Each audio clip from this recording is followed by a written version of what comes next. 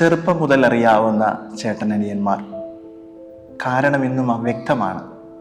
രണ്ടുപേരും ശത്രുക്കളാണ്. കലഹങ്ങൾ, മൽപ്പിടുത്തങ്ങൾ. വലുതായിട്ട് കാര്യമൊന്നുമില്ല, മാറ്റങ്ങളും ഒന്നുമില്ല. ഒരർത്ഥത്തിൽ സംസാരിക്കുക പോലും ചെയ്തിട്ട് കാലങ്ങളേറെയായി. അങ്ങനെയിരിക്കെ അനിയന് ദൂരെ ഒരു സ്ഥലത്ത് ജോലി ലഭിക്കുകയാണ്. തൻ്റെ പെട്ടിയും കിടക്കയും കെട്ടി പോകാനൊരുങ്ങിയ അമ്മ ഇപ്രകാരം പറഞ്ഞു ചേട്ടനോട്: ആ പെട്ടിയും കിടക്കയും കാറിലേക്കൊന്ന് എടുത്തു വെക്കാൻ സഹായിക്കും. കേട്ട ബാധി കേൾക്കാത്ത ബാധി അവൻ കയ്യും കെട്ടി നോക്കി നിന്നു. യാത്ര പറയുന്ന സമയത്ത് അനിയൻ ചേട്ടൻ്റെ അടുത്ത് വന്ന് ചേട്ടൻ്റെ കൈ പുണർന്നുകൊണ്ട് ഒരു ഷെയ്ക്ക് ഹാൻഡ് കൊടുത്തു. കൂട്ടത്തിൽ ഒരു പുഞ്ചിരിയും. പിന്നീട് അവരൊരിക്കലും കണ്ടിട്ടില്ല. 10 ദിവസത്തിനപ്പുറം ഒരപകടത്തിൽ ആ അനിയൻ കൊല്ലപ്പെടുകയാണ്. ചേട്ടൻ്റെ തകർച്ച വലുതായിരുന്നു. ഈ കുറിപ്പ് എങ്ങനെ അവസാനിപ്പിക്കണമെന്ന് ആലോചിക്കുമ്പോൾ മനസ്സിലേക്ക് ഓടി വന്ന വചനമാണ്: Don't build your house on the sandy land. You better build your house upon the rock. Sanjay എന്ന എഴുത്തുകാരൻ നഷ്ടവസന്തം എന്ന ചെറിയൊരു കുറിപ്പിൽ കുറിച്ചു വെച്ച ഭാഗമാണ് നാം കേട്ടത്.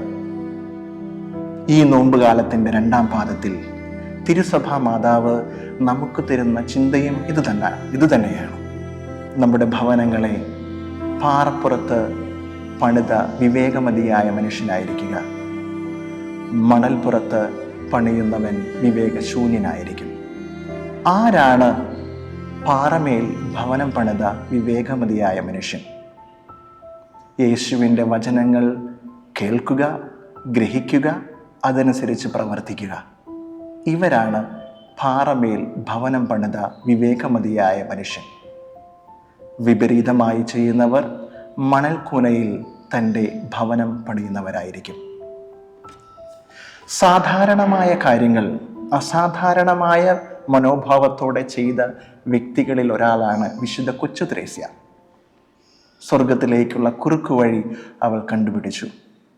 അവളും പാറമേൽ ഭവനം പണിത വിവേകമതിയായ മനുഷ്യനാണ്.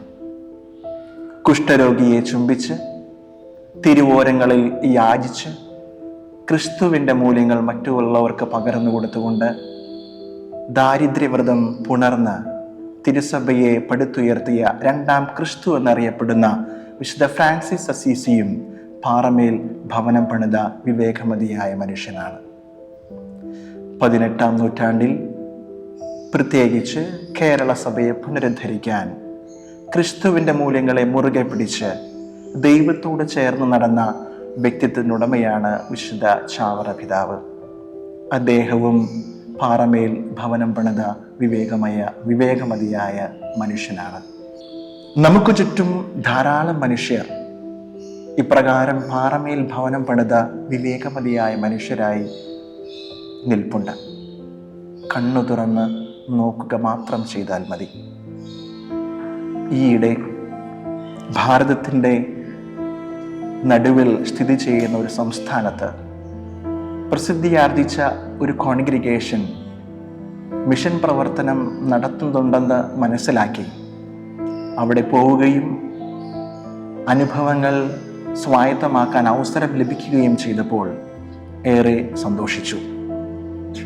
ക്രിസ്തുവിൻ്റെ മൂല്യങ്ങളെ മുറുകെ പിടിച്ചുകൊണ്ട് മറ്റുള്ളവർക്ക് ക്രിസ്തുവിൻ്റെ സ്നേഹം പകർന്നു കൊടുക്കുന്ന ധാരാളം ചെറുപ്പക്കാർ. അവരിൽ ഒരു വന്യവൈദികൻ്റെ അനുഭവം എന്നെ പ്രചോദിപ്പിച്ചു. ചേരികളിലും തിരുവോരങ്ങളിലും താമസിക്കുന്ന വ്യക്തികളെ പുനരുദ്ധരിക്കാൻ അവരുടെ മക്കളുടെ വിദ്യാഭ്യാസ പ്രവർത്തനങ്ങൾക്ക് ഊന്നൽ കൊടുത്തുകൊണ്ട് നടത്തപ്പെട്ട ഒരു സ്ഥാപനത്തെ സർക്കാരും സർക്കാരിൻ്റെ ശക്തികളും ചേർന്ന് അറസ്റ്റ് ചെയ്യുകയും അദ്ദേഹത്തെ ജയിലിലടയ്ക്കുകയും ചെയ്തു. ഏകദേശം 1 മാസത്തോളമുള്ള അദ്ദേഹത്തിൻ്റെ ജയിൽവാസ അനുഭവങ്ങൾ ക്രിസ്തുവിനോട് ചേർത്ത് വെച്ച് വായിക്കാൻ നാം ബാധ്യസ്ഥരാണ്. ഇദ്ദേഹവും ഈ പാറമേൽ ഭവനം പണിത വിവേകമതിയായ മനുഷ്യനാണ്. ജയിലിൽ നിന്നിറങ്ങിയിട്ടും തൻ്റെ സ്വപ്നം സാക്ഷാത്കരിക്കാൻ മറ്റുള്ളവർ വേണ്ട എന്ന് പറഞ്ഞിട്ടും അതിന് മുതിരുകയും അതിന് പരിശ്രമിക്കുകയും ചെയ്തുകൊണ്ടിരിക്കുന്ന ആ വന്യവൈദികനെ ഈ സമയം ഞാൻ ഓർക്കുകയാണ്.